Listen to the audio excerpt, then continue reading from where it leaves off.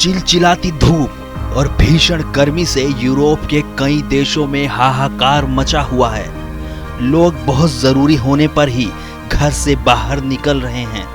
बढ़ते तापमान का आलम यह है कि फ्रांस, स्पेन, पुर्तगाल और ग्रीस के जंगलों में आगजनी हो रही है, तो वहीं ब्रिटेन में सड़कें और रेलवे ट्रैक पिघल रहे हैं।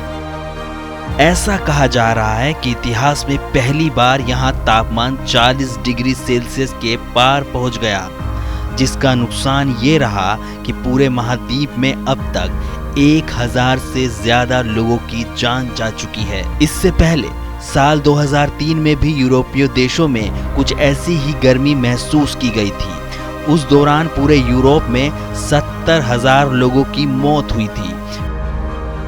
विशेषज्ञों का कहना है कि इस साल पश्चिमी यूरोप से उत्तर की तरफ रुख कर रही हीट वेव की तीव्रता दुनिया के बाकी हिस्सों के मुकाबले काफी ज्यादा है। चिंता की बात यह है कि यहाँ गर्मी के मौसम के 2 महीने अब भी बचे हुए हैं। हीट वेव की पहली वजह ग्लोबल वार्मिंग बताई जा रही है। वैज्ञानिकों का कहना है 19वीं सदी की तुलना में आज पृथ्वी का तापमान 1.1 डिग्री सेल्सियस ज्यादा है, जिसके कारण वायुमंडल में कार्बन डाइऑक्साइड जैसी खतरनाक गैसों की मात्रा तेजी से बढ़ी है, जो वातावरण में गर्मी को एक अलग लेवल पर ले जाती है। दूसरा महत्वपूर्ण कारण जेट स्ट्रीम है। विशेषज्ञों का कहना है कि धरती के ऊपरी वायुमंडल में तेजी से बहने वाली हवा यानी जेट स्ट्रीम में ऐसे बदलाव हो रहे हैं जिनसे यूरोप में गर्मी और ज्यादा बढ़ने वाली है। साल 2003 में भी कुछ ऐसा ही हुआ था।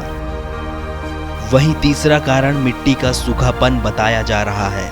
यूरोप के ज्यादातर हिस्सों की मिट्टी में नमी कम हो गई है, यानी यहाँ की जमीन ज्यादा गर्मी नहीं सोख पाती, जिससे तापमान बढ़ता चला जाता है।